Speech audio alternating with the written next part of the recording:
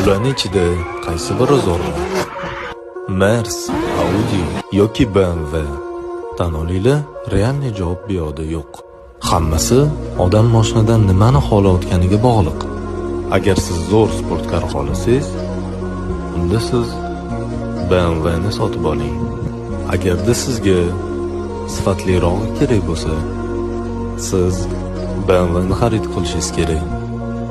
Biroq siz funksiyasi zo'rini istasangiz, baribir BMW ni tanlashingiz kerak bo'ladi.